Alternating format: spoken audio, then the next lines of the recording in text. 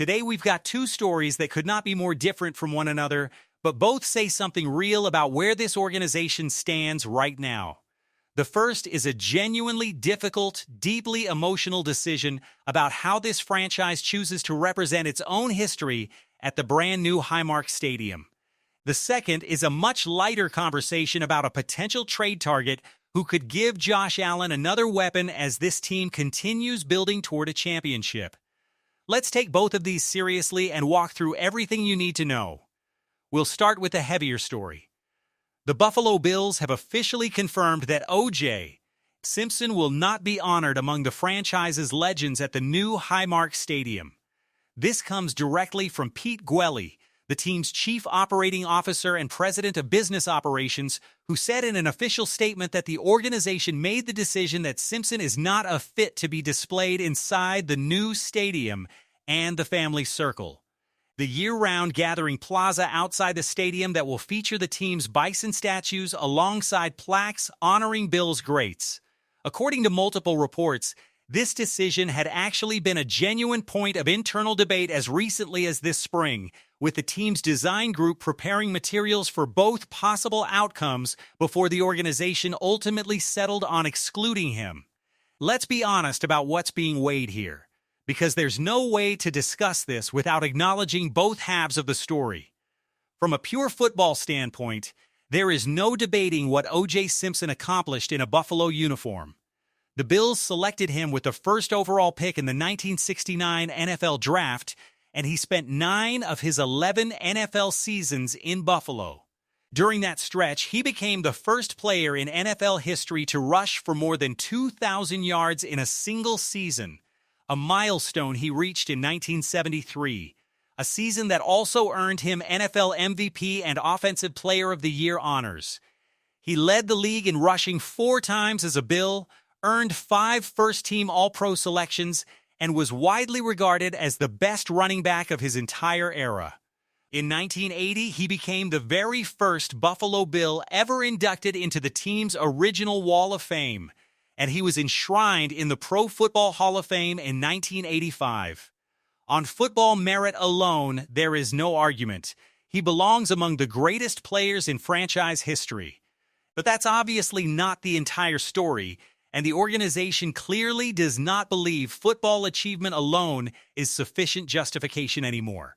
In June of 1994, Simpson's ex-wife Nicole Brown Simpson and her friend Ronald Goldman were found stabbed to death outside Nicole's home in Los Angeles. When police attempted to reach Simpson following the discovery, they reported he didn't answer the door and noted what appeared to be a trail of blood near his vehicle. He was subsequently charged with murder, leading to one of the most consuming media events in American history, including the nationally televised low-speed Bronco chase watched live by an enormous national audience, and a criminal trial in 1995 that became known globally as the trial of the century. Simpson was acquitted of the murder charges in that criminal proceeding. Years later, in a separate civil wrongful death lawsuit brought by the Goldman family, a jury found him liable for the deaths of both Nicole Brown Simpson and Ronald Goldman. His public reputation, understandably, never recovered from any of it. There was also a subsequent chapter in 2008 when Simpson was convicted in Las Vegas on armed robbery and kidnapping charges connected to an incident involving sports memorabilia he believed had been stolen from him. He received a gathering point for families and future generations of fans for decades to come. Both of those positions come from genuine, defensible reasoning, and this isn't the kind of topic where there's a clean, universally satisfying answer. What is clear is that the organization made a deliberate, considered choice, debated internally for months, and ultimately decided that the answer was no. That's where this story stands as Highmark Stadium prepares to open for the 2026 season. Now let's shift to a much lighter conversation, because this next story is purely about football and what it could mean for this offense heading into a season with real championship expectations. The Bills are reportedly being connected to New England Patriots wide receiver Keon Boot as a potential trade target, and the situation in New England that's driving this speculation is worth understanding fully. The Patriots made one of the bigger moves of this NFL offseason when they acquired A.J. Brown via trade from the Philadelphia Eagles, and they also added veteran receiver Romeo Doubs in free agency.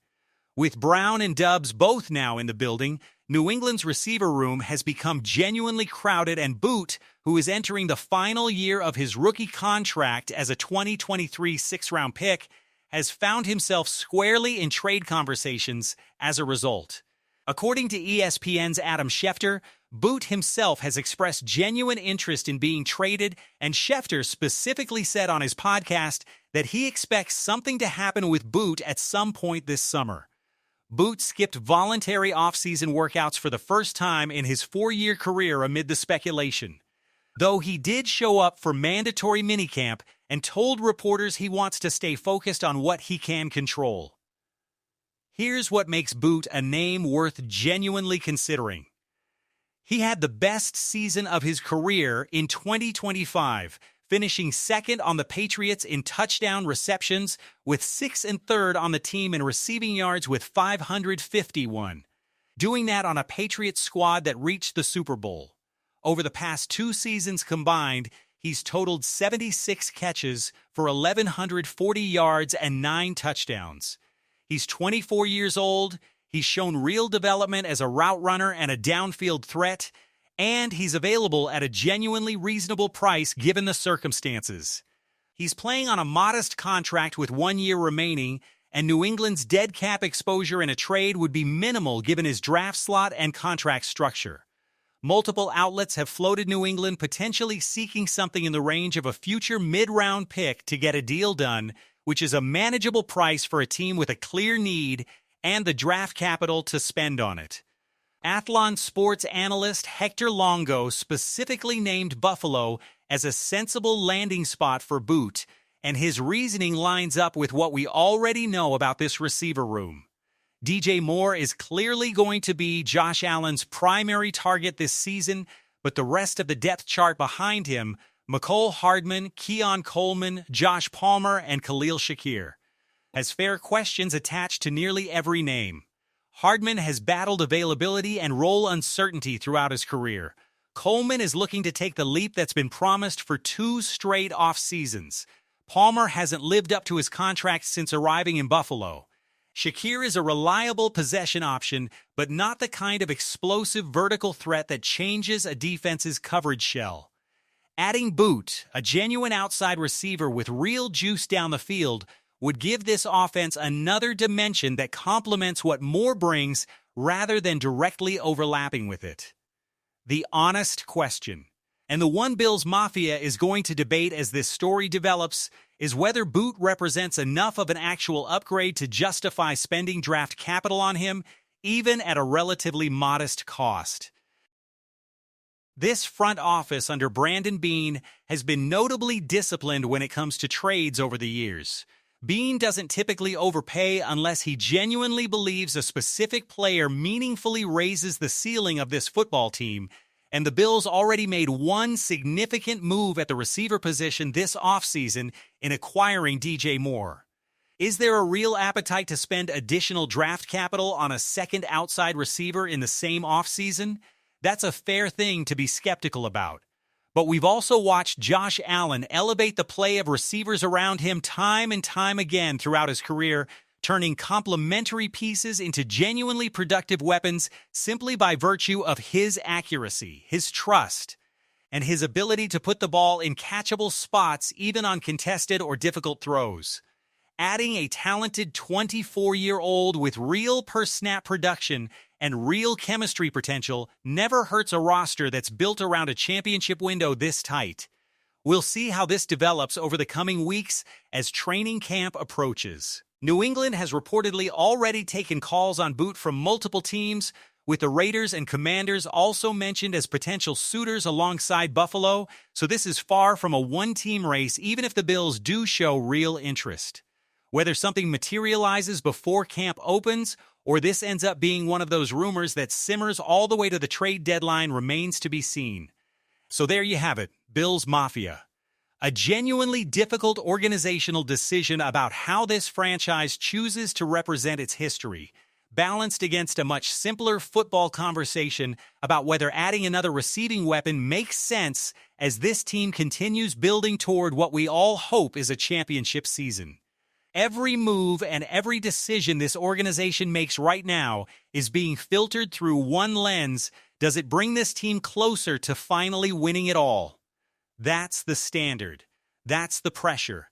And honestly, that's exactly where a franchise with this much talent and this much momentum should be. I want to hear from you on both of these. What's your take on the Bills leaving OJ Simpson out of the new Highmark Stadium displays? And would you want to see the Bills trade for Keon Boot if the asking price stays reasonable? Drop your thoughts in the comments, because I know Bills Mafia has strong opinions on both of these stories. If you enjoyed today's update, hit that like button and subscribe to the channel. We're still building this community, and if you genuinely believe this is the year the Lombardi Trophy finally comes home to Buffalo, we'd love to have you with us. Go Bills!